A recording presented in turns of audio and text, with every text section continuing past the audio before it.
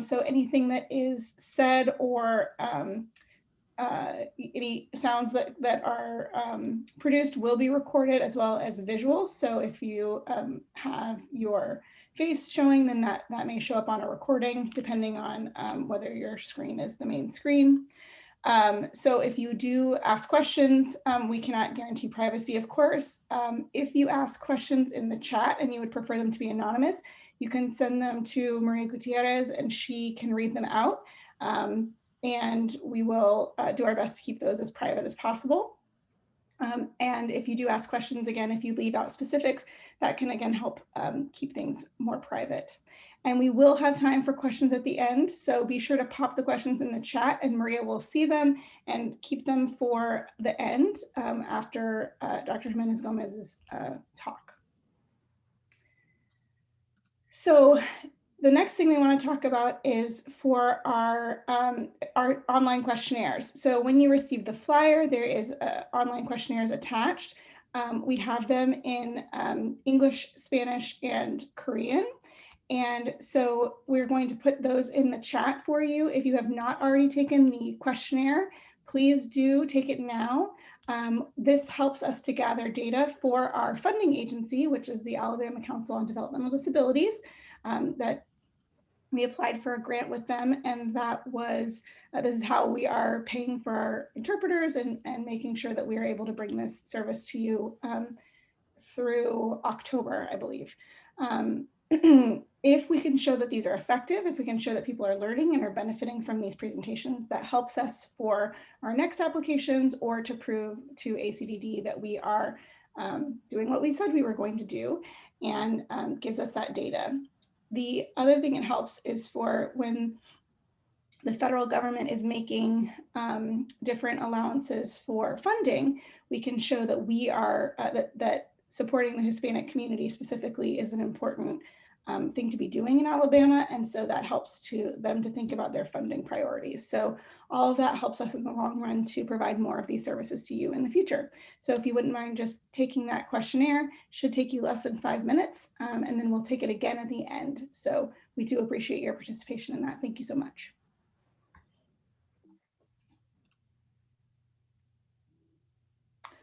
So introductions, I am Dr. Christine Drew, and I am an assistant professor of special education at Auburn University. I do research with adolescents, specifically on sex education and also challenging behavior.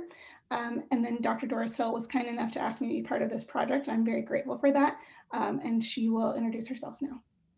Hi, everybody. I'm Dr. Hill, and I am Doris Hill, and I'm an associate research faculty at Auburn. And one of the primary investigators on this grant, and we are very excited to be able to provide these services and trainings across the state.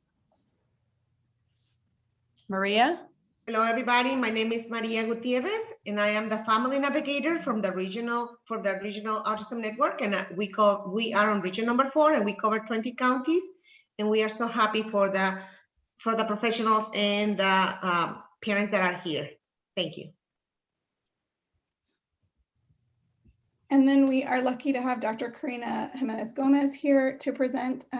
She can introduce herself, but she is an excellent asset to Auburn University and brings lots of amazing skills and content knowledge, especially about cultural adaptation and to ABA interventions or to interventions. So we're very grateful to have her, and you can take it away. Thank you.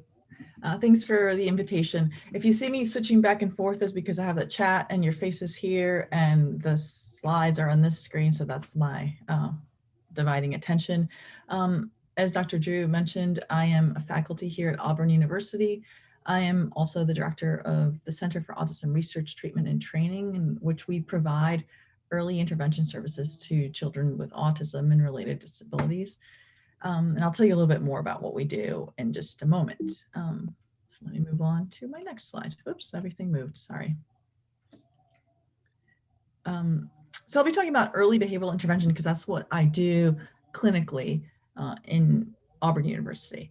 And as I mentioned, I'm the director of the Center for Autism Research, Treatment, and Training. And I'm also my research through the Translational and Applied Behavioral Science Lab in collaboration with Dr. Podlesnik.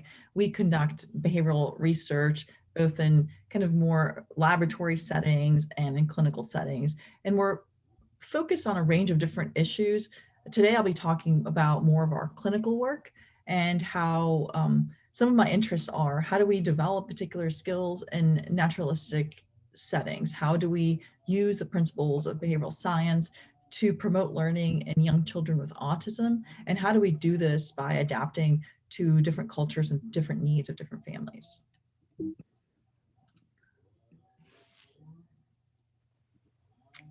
And I apologize, but everybody's lawnmowers are activated today, so you might hear that in the background. So just a brief outline of today's talk.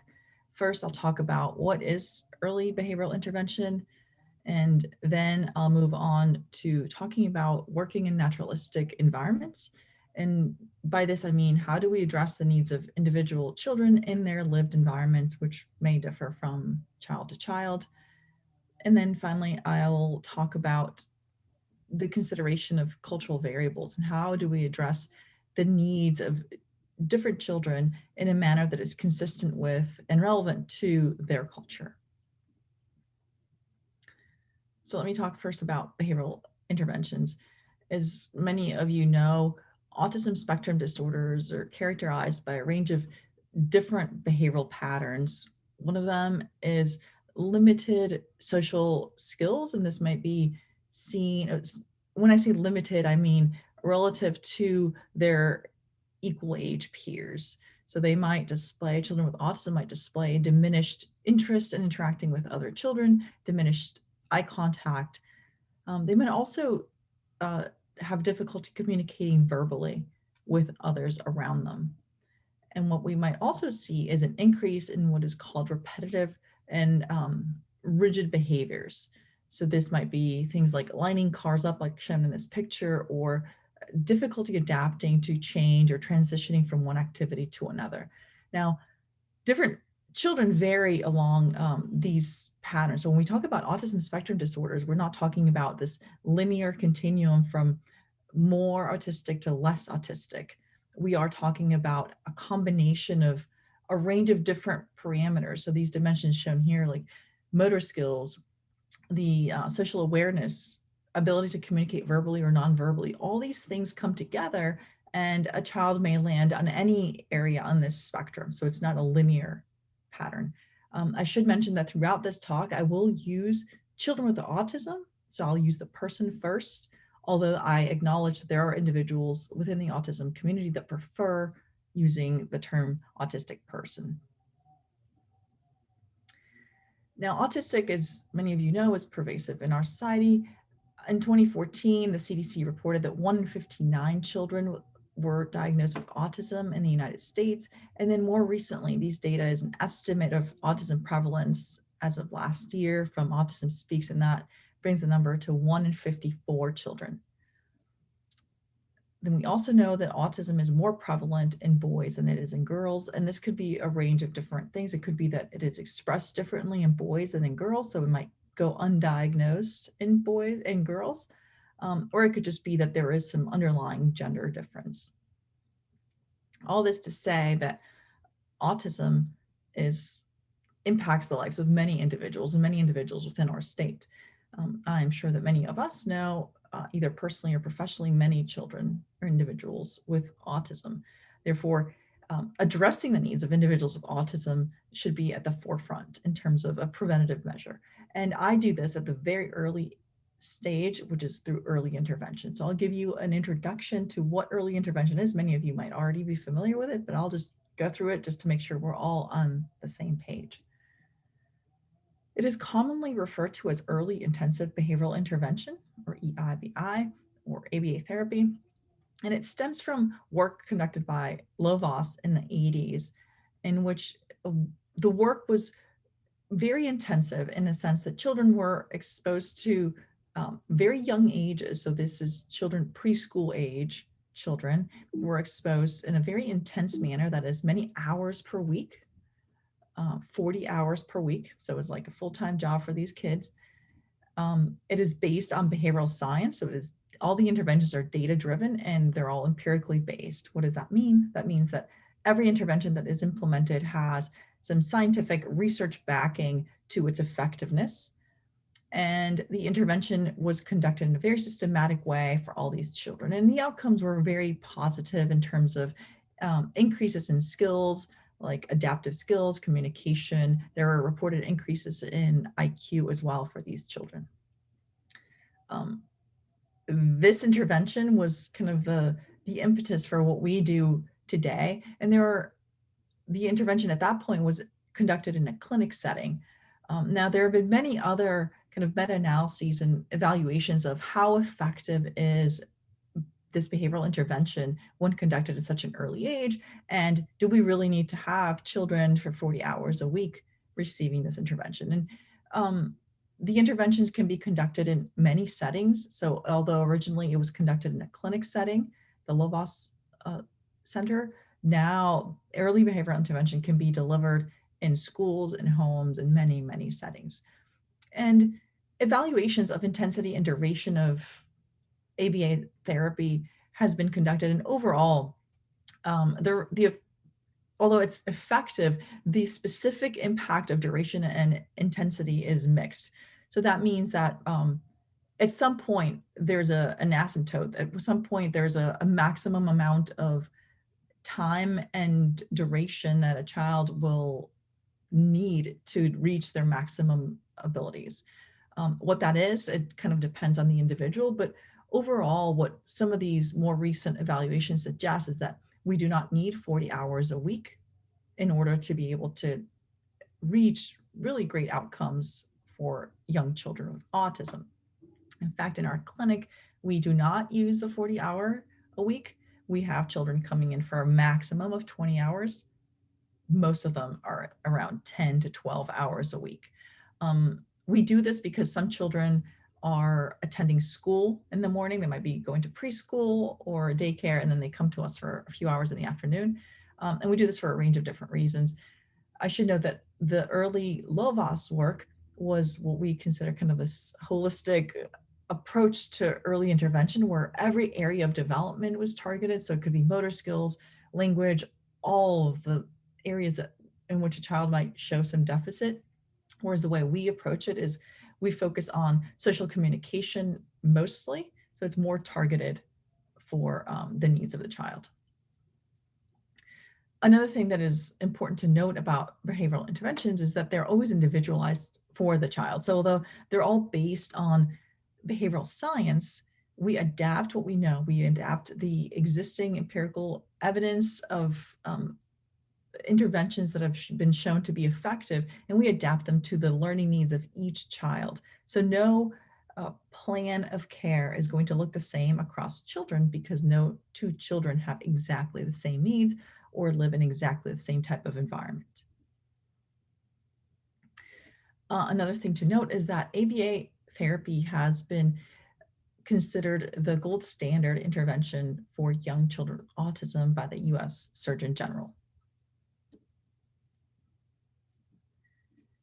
There are many benefits to early intervention. I will just name some of them.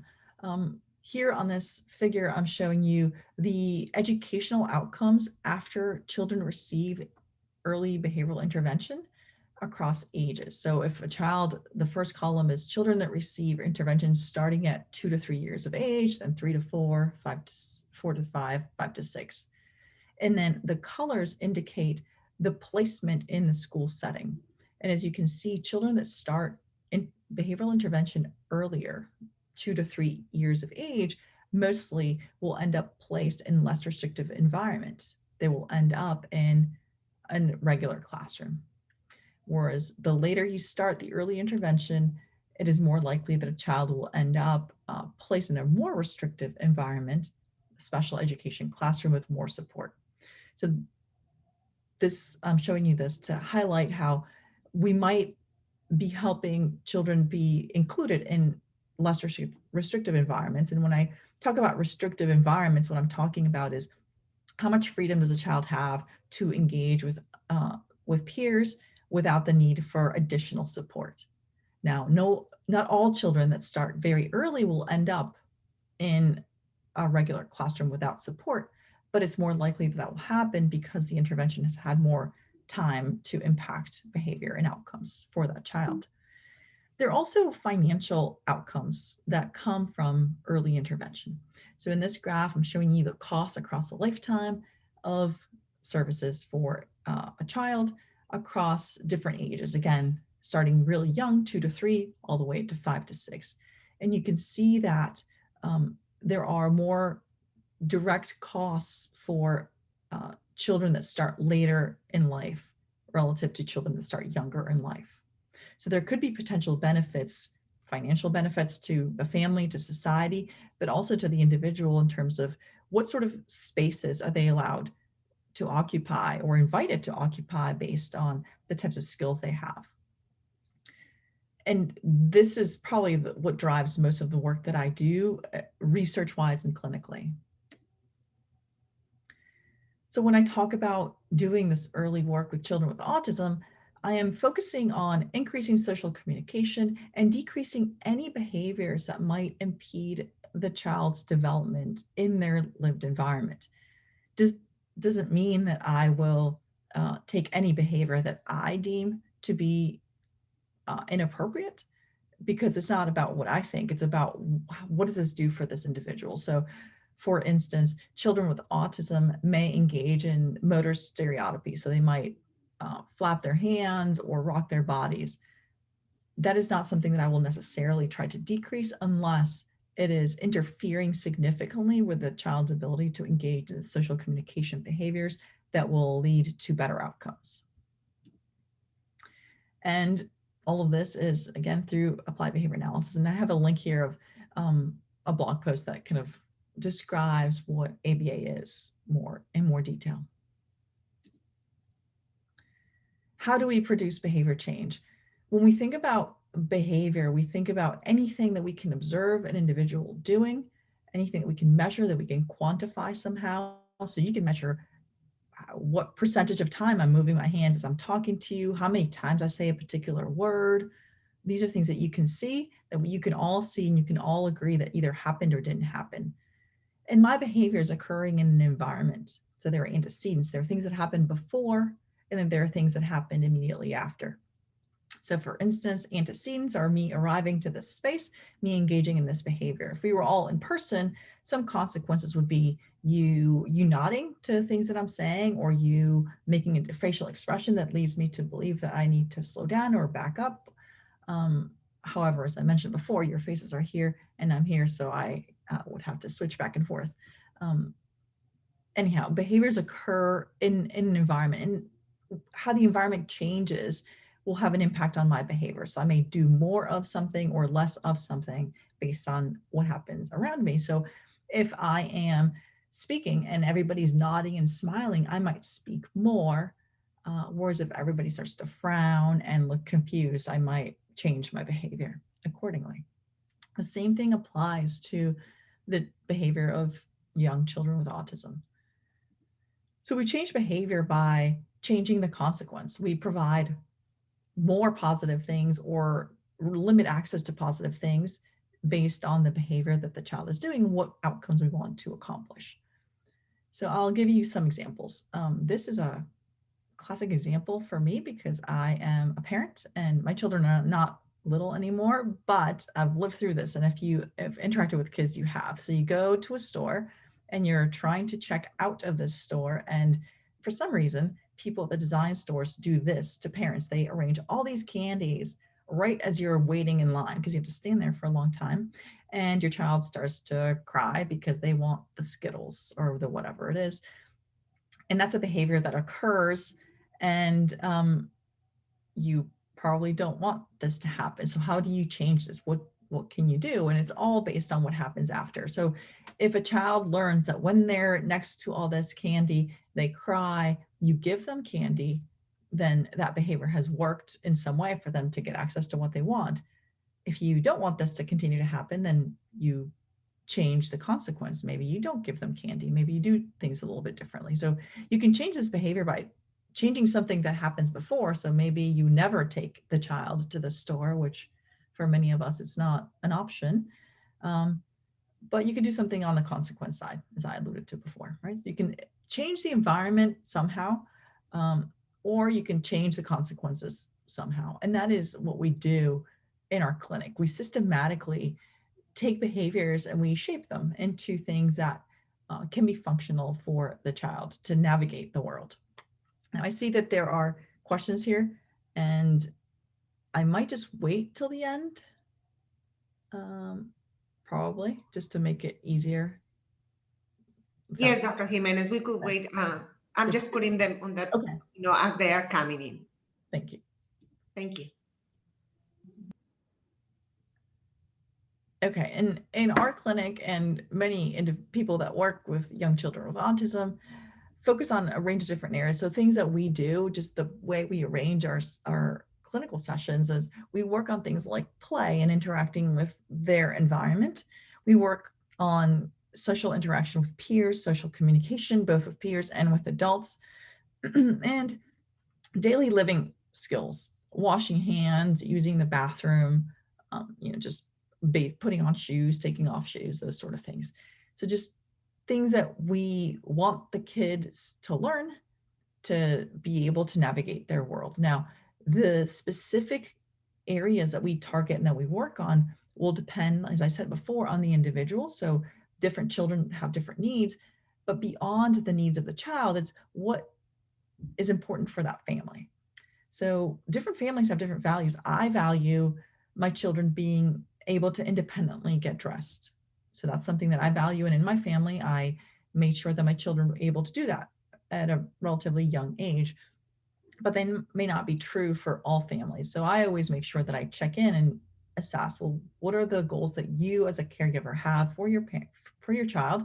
And then we find a way to integrate the needs and priorities of the family with the things that our assessments have highlighted as needs for the child as well. And the work that we do research-wise is we focus on what is called generative instruction. And what generative instruction is we arrange the instructional environment to maximize learning opportunities. So I arrange the learning opportunities within everyday activities so that I only have to teach a few things, and then many new skills are learned. And I'll give you an example in a bit. So now I want to talk about the work that we do in terms of working in naturalistic environments. When sometimes when people think about ABA, they think of a very rigid, structured environment. And I mean, there's a little bit of it, but if a parent walks into our clinic, what they would see is they would see us interacting with the child in a way that looks like we're playing. Sometimes there are instructional materials, they might be worksheets, they might be, something else, but it looks more naturalistic. And the reason for that, there are many reasons for that. One of them is we work with really young kids. So these children typically learn through play. So what we do is we build all the learning opportunities in what is already happening, as opposed to trying to shift it the other way around. Naturalistic interventions are implemented in natural settings. So this could be during play, during daily activities. So maybe during meal times, during snack times. We use natural contingencies. That is, we don't necessarily arrange a bunch of M&Ms waiting for the child to do something to give it to them, although sometimes we do give out M&Ms. We rely more heavily on consequences that are naturally occurring in the environment. So if you really want the Legos that are high up in the shelf, you ask me for the Legos, you get them, you get to play with the Legos. That is a natural consequence, as opposed to you ask for the Legos, I give you an M&M because you asked for them. And then also our teaching strategies tend to be child-directed. This gives the child an opportunity to opt in and opt out of particular things. And we believe strongly in kind of developing some sort of autonomy, because although, I am a parent and I want sometimes to be able to say to my child, nope, not right now. So it's an important skill for sure that we work on, of children being able to tolerate no and tolerating not having access to particular things. But we also want children to learn that they can sometimes say no. and that no will be honored. And part of the reason that I do this is because we know that children with autism and children with disabilities are at greater risk of abuse. So I want to make sure that I am preserving some of that for children so that they can then be self-advocates as they grow. This article by Dr. Schreibman and colleagues is a wonderful summary of what they term naturalistic developmental behavioral interventions. And they picked this name because naturalistic interventions go by many names. Sometimes it's natural environment teaching, incidental teaching, early intervention, just like a bunch of different names. So they come up with this name. I refer to them as naturalistic behavioral interventions, and that's the core of what we do in the clinic. There are many benefits to this approach. One is we improve generalization. So if I teach something in a very rigid way, it'll be hard for the child to then go on and demonstrate that same skill in a very different environment. So they might be able to learn something with me in the clinic, but might have a hard time in the home. And we don't get to see this as a problem when we do it in a more naturalistic way. We also tend to see faster rate of acquisition. Children become less dependent on us prompting them for the correct behavior. We tend to use language that is more naturally sounding. Oftentimes when the sessions are very structured, we tend to use stimuli instructions that are very rigid, very stated in one particular way that might not be as the way it's naturally stated when we interact in the natural environment. So if a child learns to answer a question when it's stated in one very specific way, they may not be able to answer it when it happens in different ways. So if I teach a child to answer, what is the name of your school? And they can tell me, Creekside. If somebody asks them, what school do you go to? Which is probably a more common way that they might hear, they may be unable to answer that question. So I try to mix the way in which we ask questions and which we prompt particular behaviors.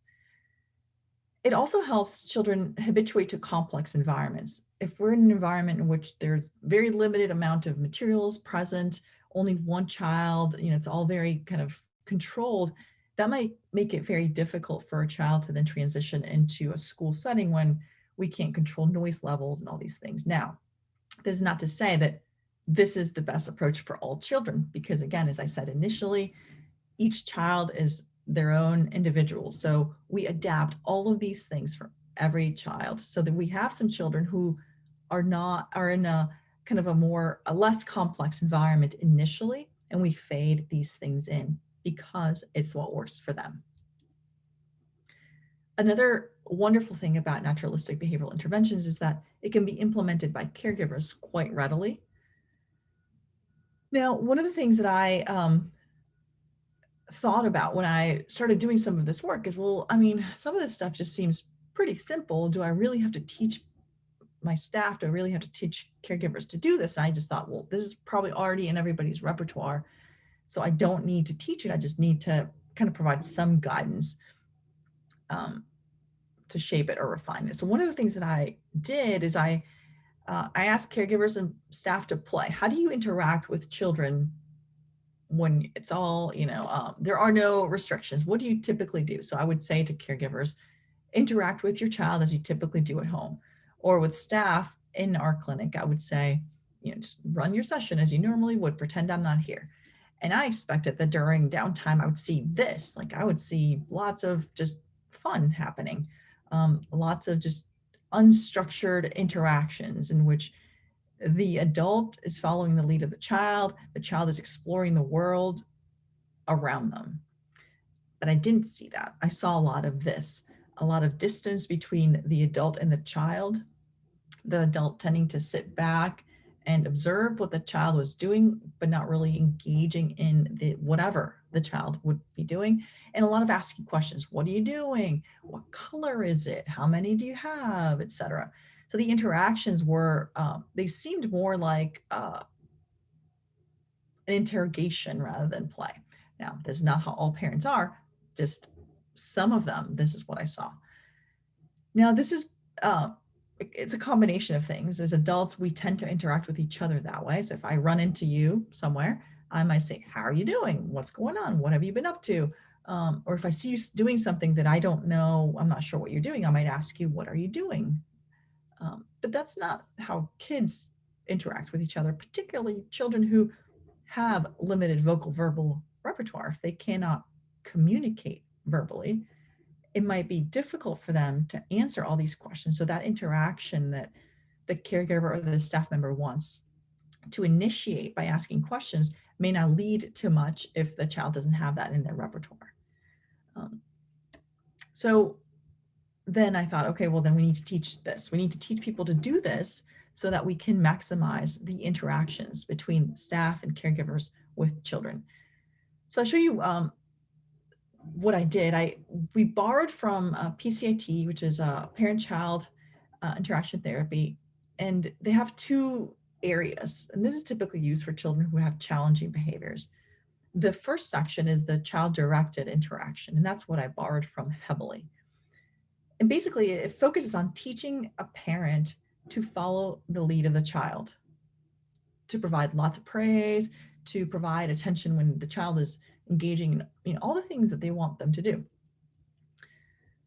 And to enjoy themselves when they're doing it, to really immerse themselves in whatever activity the child is doing.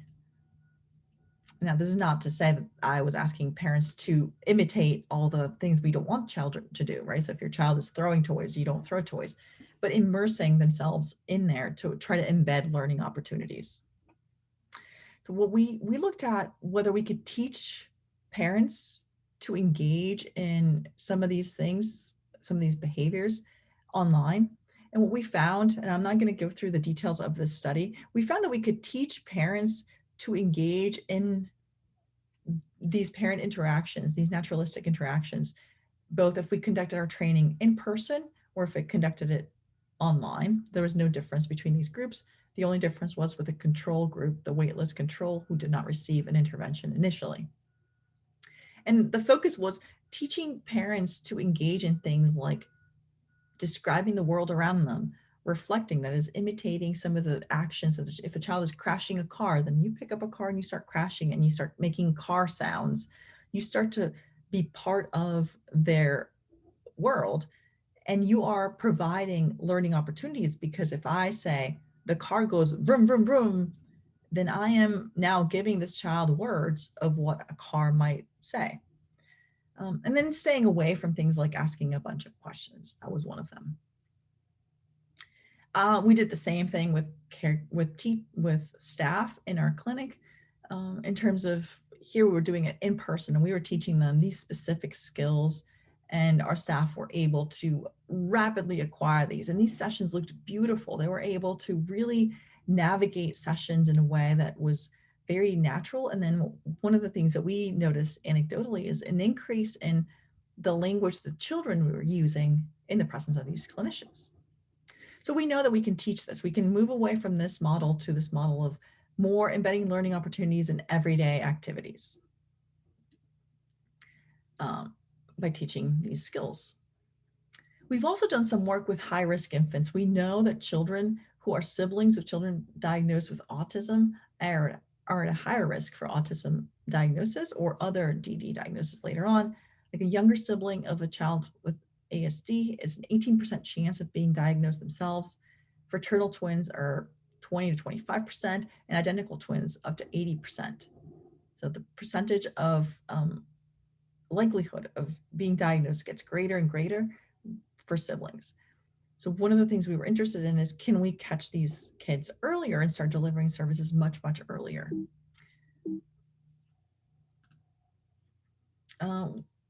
We did that by using an early screener. It's 61 questions that parents filled out every month in all areas of social emotional development for children. So they started doing this from very, very young babies.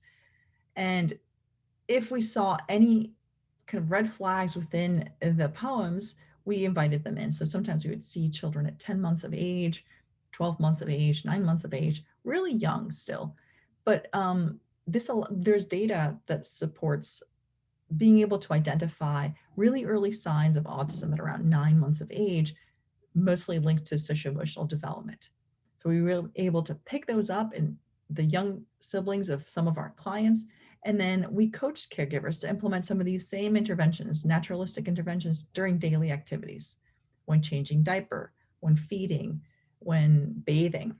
So these moments that have to happen in everyday care, that have to happen in close proximity to the baby, and in which parents can embed some learning opportunities.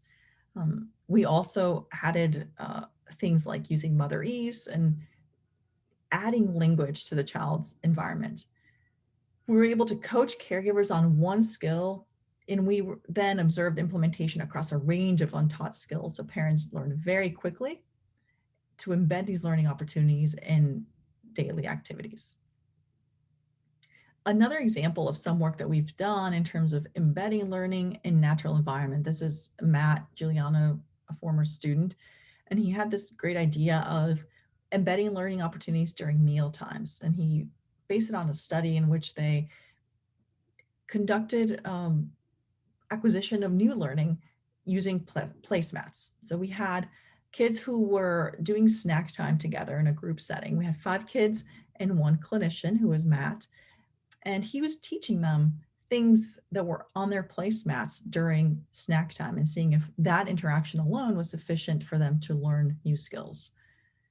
The purpose was to teach labels of things that were on the placemat. If they could learn a label and then transfer that to other types of responses, like learning to identify items, and then if they could learn from their peers. Like I said, 5 children, 1 clinician, and there were 5 different placemat sets. So each child had a different placemat, police station, fire, etc. And then within each placemat, there were some items that they were going to learn. So if you take the police station here, the child who had police station was going to learn walkie-talkie, handcuffs, officer, badge, and police car.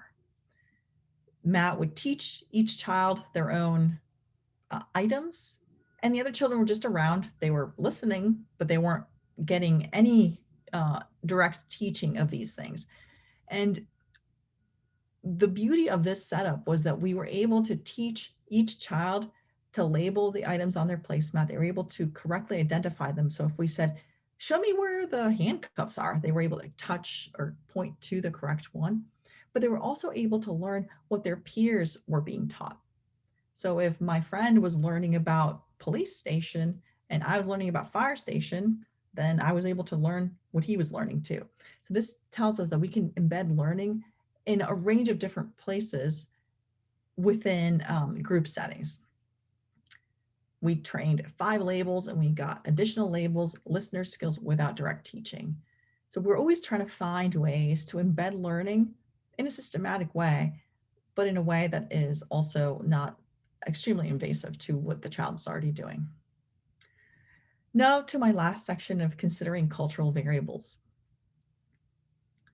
We serve a range of different families, families that are sometimes multi-generational, sometimes it's a single mother or father, sometimes there are many children in the home, sometimes there's only 1 child in the home, sometimes the primary caregiver is an adoptive or foster parent or a grandparent. So the family configurations vary. Not only that, the cultural background varies. So I'm originally from Venezuela. My culture is different than the culture of some of my neighbors who are from Alabama. And being able to serve families in a way that is consistent with their own values is really important to me. And this goes beyond just a language issue. It's more of what things are important to me, as I alluded to before. Like, I value particular things for my child, and I don't impose those on my clients.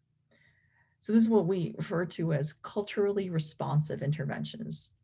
These are interventions that are individualized, not just for the learning needs of the child, but also for the cultural needs of the family. Because although the child is our primary client, this primary client lives within a culture, lives with parents, lives with family that hold particular values and have lived life differently than the people delivering the services. So one example, I've had families whose primary language is Spanish in the home, And we teach everything in English in the clinic. All of my clinicians are English speakers, but sometimes this doesn't transfer very well to the home. So if I teach a child to come here and they come here when I call them, that doesn't help that grandmother when she tells them to ven acá. Doesn't help. So how do we teach something and then transfer it over so it's useful in other environments that are very important for that child? One way is to use what is called instructive feedback. So I deliver an instruction, the individual engages in a response, and then I deliver some feedback about that response. So I could say, for instance, let's say we have children selecting fruits from this array of pictures, and I say to the child, touch grapefruit, and the child correctly touches the picture of a grapefruit. Then I might deliver the appraise statement and say, tocaste toronja.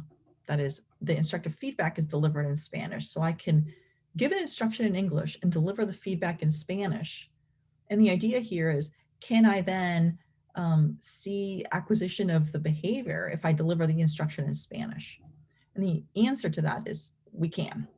Oops, I went too fast. The answer to that is that yes, we can. And what we've seen, and there's other data in the literature supporting the use of instructive feedback to gain skills that the individual doesn't have. So we are able to show that we teach in English, we deliver this feedback in Spanish, and then the child can demonstrate the skill in Spanish, which is fantastic in terms of adapting it to the child's environment in which they're going to encounter no grapefruits, they're going to encounter toronjas.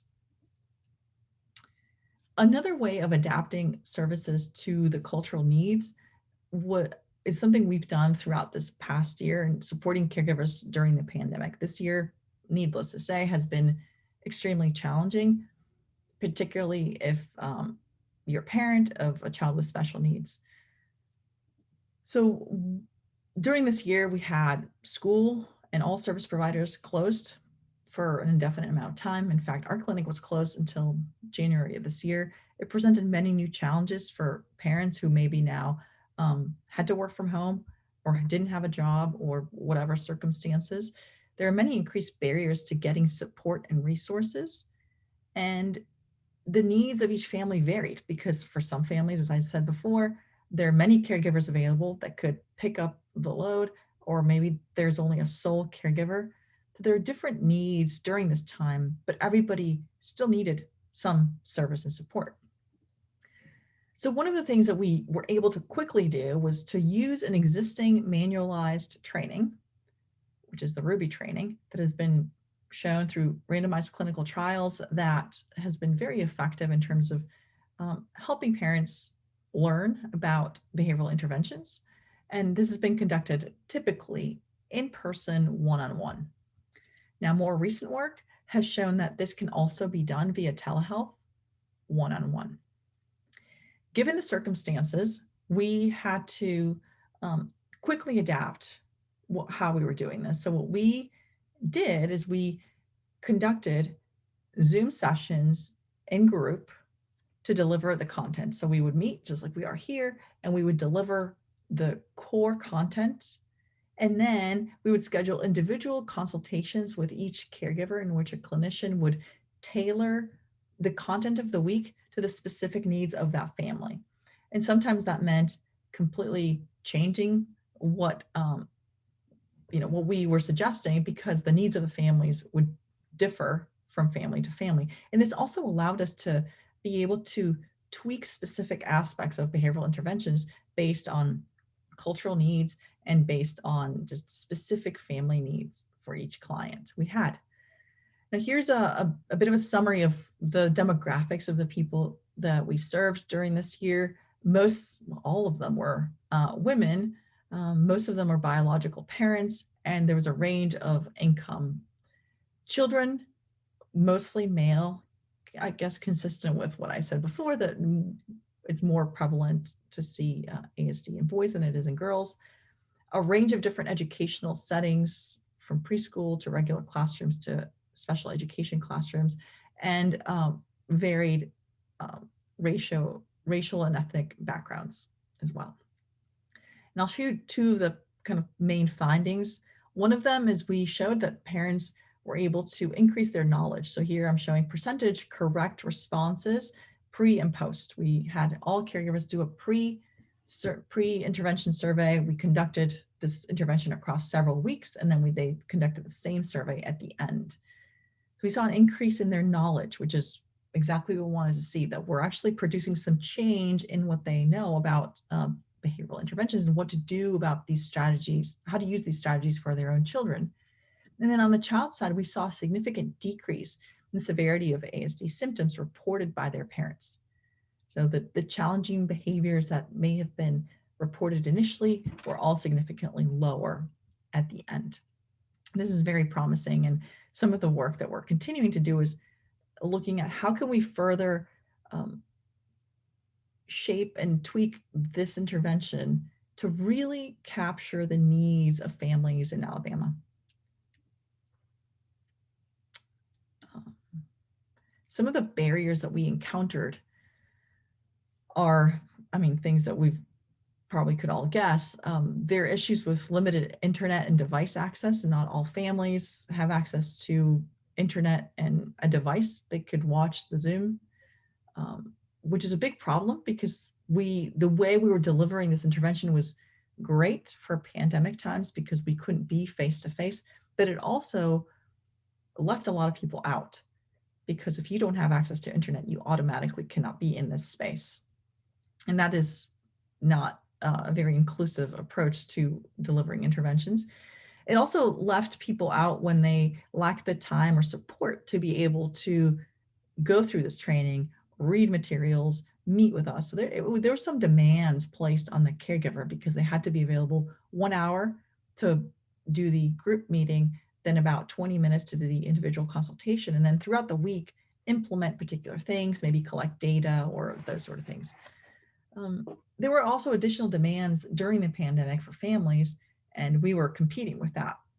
So it was really eye-opening in a way, because although we walked into it knowing that there were going to be limitations, they became very apparent as we started doing this, and we started noticing some attrition in our participants.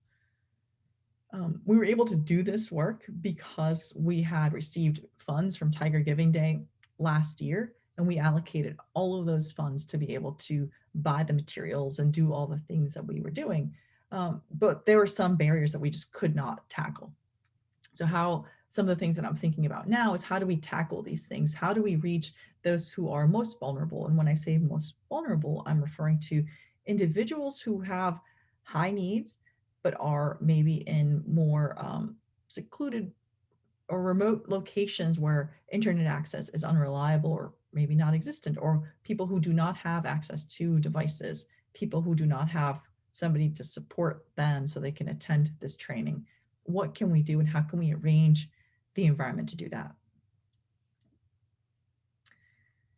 Okay, now I'm going to just wrap up with some final thoughts of all the things that I've talked to you about today.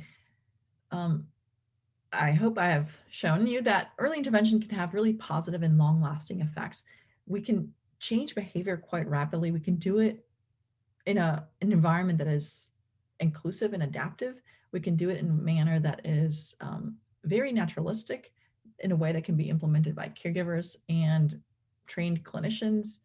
And these effects can have long-lasting effects because, as I showed you in the beginning, it's not just about the effect that I'm having today on this child's ability to communicate, but what school placement will they be when they enter school? What long-term effects will this have? And we have seen positive outcomes long-term for children who receive early intervention. Now, this doesn't mean that if your child is beyond this age, that all is lost. It is not. It's just saying the earlier you start, the better. But at any point that you start, you can still get these changes, and you can still produce significant improvements in a range of different areas that are important to you or to the family. Another thing that I have highlighted is the importance of meeting the client needs in their own lived environment. So this means relying on naturalistic interventions. This means considering the values and culture of the family with whom we work, and really listening to the family.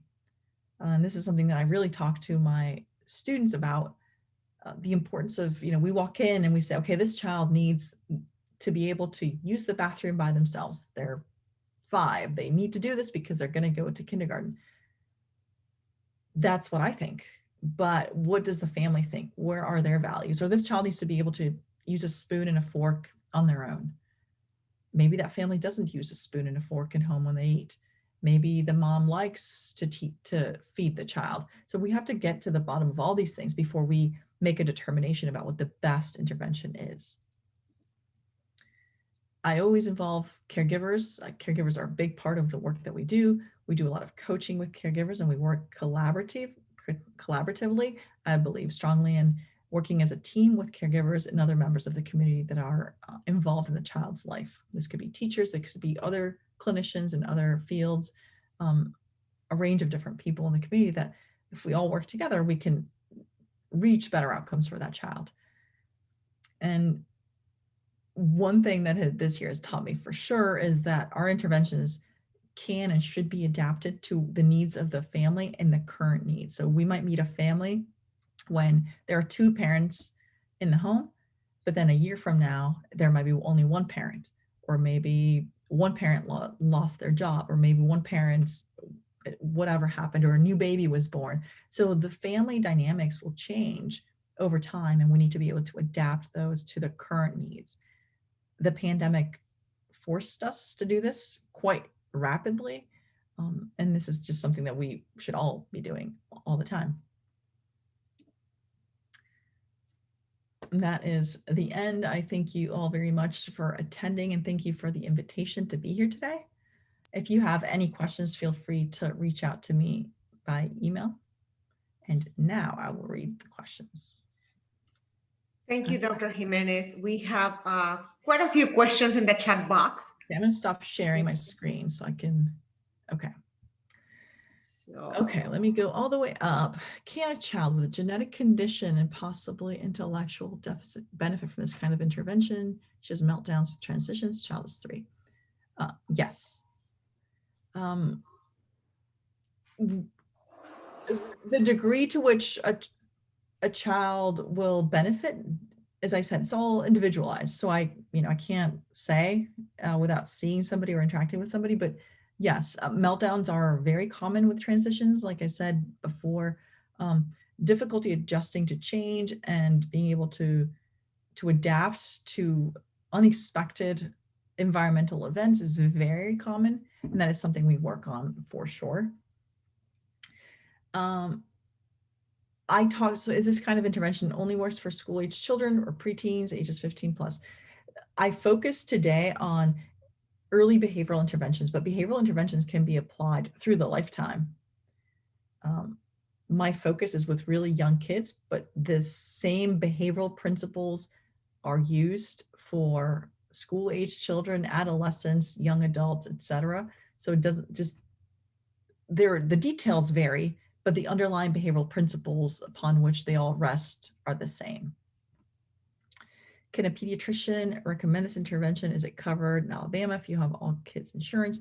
So I don't know about all kids insurance. I'm not an expert in insurance. ABA therapy is covered by insurance.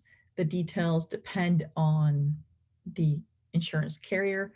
Pediatricians can recommend it. A psychologist that conducts an evaluation can recommend it. At our clinic, we don't need a specific referral from another professional. We have sometimes caregivers come to us directly. So it depends on that. Is daycare considered a natural environment? Absolutely. So a natural environment is just any space in which the child normally is. So any school setting, family, any place. So I've gone to playgrounds with kids. I've gone to get haircuts with kids, dentists, like any of these spaces are natural environments. And this is all, I had a clinician go to Disney with a family. So any space in which the child moves, that's a natural environment. And natural, I mean, it's not super, rigid and like any unexpected thing can happen. So you're at the dentist, and anything can happen. Do you only see individuals with ASD at the clinic, or also individuals with other conditions? So in the clinic, primarily children with autism, but I have also had clients who do not have autism, but have other disorders who have kind of overlapping behavioral issues. So ultimately, like I said, the behavioral principles are the same. So my focus is with children with autism, but the same principles that I use with my clients, I use as a parent with my own children, because it is all learning how to navigate the world and how to contact reinforcement in their natural environment. So it really doesn't matter what the underlying cause of the meltdown is. It's how do we move past the meltdown so we can have the language to communicate what is happening. Okay, next one. My child only likes video games. What suggestions do you have so I can truly join him? Video games. That's a tough one. I am not a video game person myself, and my son has recently discovered the joy of video games, and I am also struggling with this one because like I don't know what to do. I don't understand any of this. If the child has vocal verbal communication, you could try to talk about the video game. So that's one thing that I've started doing with my own child. Tell me about whatever. It's currently Zelda. So I'm learning a whole bunch about Zelda and the very difficult to remember names of all the things within it. And it provides me an opportunity to interact with him, even though I don't know how to play it. I don't know what to do, but it's a way to connect. Or, you could say, okay, well, show me how you do blank. Yesterday, you told me about finding whatever, or you were very excited because you found a orb. Can you show me where it's located? Tell me about it. And you can sit next to the child as they're doing it. That's one approach to doing it, but it kind of depends on what abilities the child has to communicate and to interact. One of the big things about naturalistic interventions is showing true, genuine interest in what the other person is doing. So really being present in the moment and showing true interest in what they're doing, not pretend. Kids can see through that. They know when you're pretending to like Zelda versus really want to know about Zelda. And this genuine connection and interest in being in the present, not I'm playing trains with you, but I'm thinking about the email I need to send, or I'm thinking about this other thing. That is just not, it's being in that moment. And because that can be really taxing and time consuming, I never recommend to a parent to, okay, do this every waking moment of your life, because we all have to respond to that email, make that dinner, attend to the other children, and attend to our own mental health. But what I do say is, can you commit 5-10 minutes? How often can you do it? Can you do it 5 minutes a week? Super, let's do that. But during those 5 minutes, you're going to be genuinely and truly committed to that moment with that person, even though there are other things pending. And I think that's probably one of the hardest things for us, because we're always trying to keep all these balls in the air, trying to do all these things as clinicians and as caregivers ourselves. Can this PowerPoint be translated into Spanish and share with us? I'm assuming so, yes. If I understood correctly the presentation, we should try to use every moment during the day to interact with our son. Yeah, that's exactly what I was saying. And engage as much as possible for him to learn new words, commands. In an ideal world, yes. So you should take advantage of every time that you can, but it's just not feasible, not sustainable, I guess. It's like with any new thing that you start and you're all, okay, I'm all in, I'm going to do this, and you're totally committed to it. But then it might start to wear on you because there are all the other things that you are not attending to. So we want it to be sustainable. For it to be sustainable, it needs to fit within what's already happening in the family. Is this intervention applicable to students who are in high school? Yep, across the lifespan. The details are different. So I don't talk to teenagers the way I talk to 4-year-olds. With 4-year-olds, I am just like, oh, just playful and stuff. And when they get to be, like 10, that is the most embarrassing thing you can do. And they don't want to talk to you. So I don't do that. Although I currently don't work with older children, I have in the past. And the way I interact with them is very different. But like I said, I'm still using behavioral principles to drive what I'm doing and trying to be very aware of the interaction and very mindful of, can I embed learning opportunities here? And what does that mean? Like embed learning opportunities. It's like, if I know that my child is struggling with making requests, some kids will like drag your hand over or whine to get something. Well, okay, if we're working on making requests, what I'm going to do is every time you drag my hand over and you are trying to get me to do something, even though I know what you want, I'm going to prompt you to say like, oh, you want the Legos? Okay, well, you can ask me, you can say Legos, and finding ways to embed it in things that are already happening. And that takes efforts. That's why I say don't do it 24/7 because it's exhausting. Other disabilities that I can, so like I said, many different, like I've had children with Prader-Willi syndrome, Crete-Schott, Down syndrome, a range of different other diagnoses. In your professional opinion, should we speak both languages at home? Is it confusing to the children? My son interacts with my in-laws. They speak Spanish, but my spouse only speaks English. This is a question that I've gotten from families in the past. It depends, is my answer.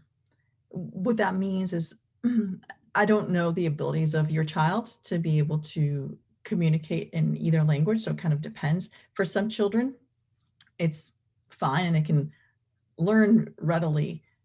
Under this stimulus, I can use this language. Under this stimulus, I can use this other language. And if they Spanglish it sometimes, it's fine, but for some children, language development might be slower initially. So that, if it's a concern in terms of language development, then but I can't necessarily make a recommendation without knowing more.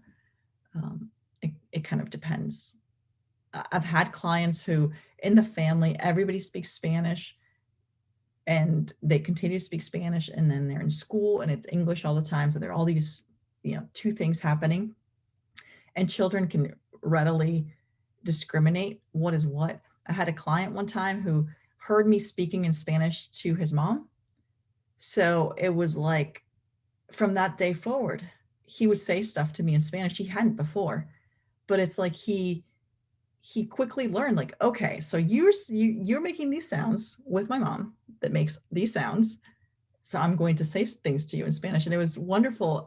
He learned this by himself, that I could understand Spanish just by watching me do it talk to his mom. As professionals working with families, how can I motivate the families to be more involved and see the benefit for their child? Yes, this is hard. I have students, sometimes they get very frustrated and say, if only the parent would blank. Why can't, they just don't realize what a benefit it is. And my approach is, yes, but true, but always an approach of compassion for each person's circumstance. I don't know the circumstances of each family that I work with in detail. So I don't know. This morning I received an email from somebody who we've been working on toilet training for a while. And this caregiver said, I'm done. I can't do this anymore. So, one reaction would be like, no, don't stop. Another reaction is, okay, what are the barriers? How can I support this family? What are the barriers for them being able to be more involved? For some families, although it might seem impossible, 5 minutes a week is 5 minutes too much that they don't have for a particular thing. So I need to really try to meet the family where they are. And this requires a lot of relationship building.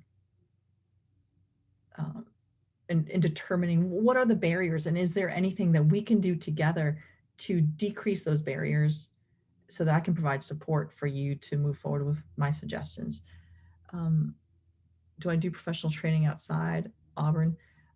Sometimes, but when things like this appear, I do them.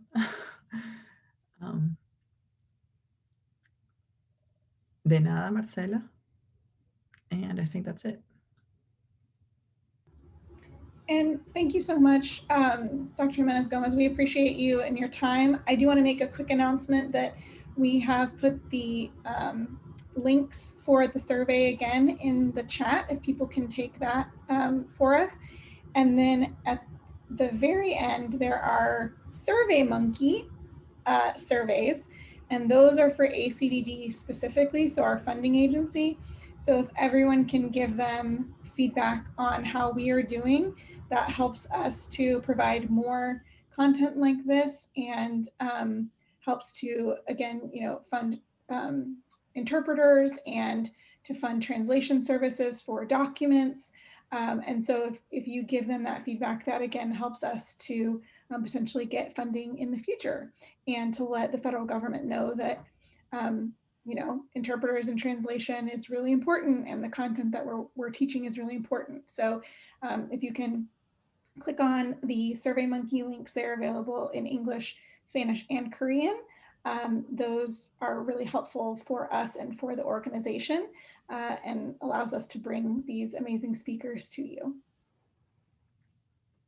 Okay, I just wanted to say thank you, Dr. Jimenez-Gomez, and your slides were absolutely beautiful. I know that you put a lot of time and effort into this, and we appreciate it. Someone asked about Medicaid. Medicaid for autism intervention is available. If you will reach out to the AU Regional Autism Network or call 844-2004, we can point you in the right direction. And we are going to do this again next Tuesday at 5 p.m. and we will have Korean interpreters as well. You got anything, Maria? I just want to say that we have a couple more comments, saying this presentation was very informative, and I appreciate Dr. Jimenez for explaining in simple words for parents. And another comment is, thank you for this presentation, very useful and clear, excellent information. Just want to say thank you, Dr. Jimenez. We really appreciate your time and your expertise, and we'll see you next week, unless anybody else has any other questions. Dr. Drew, you want to take it? And we appreciate everyone being here. Thank you to our professionals and our parents. And thank you, Dr. Jimenez-Gomez. This is awesome information, and I appreciate you being here for all of the families that we are helping to serve. My pleasure. Thank you. Thank you, Dr. Jimenez, and thank you to our interpreters. Oh yes, Mr. Darren Reed and Sylvia Baker. So yes, thank you all so much, and everyone have a good rest of your day. We'll see you next week.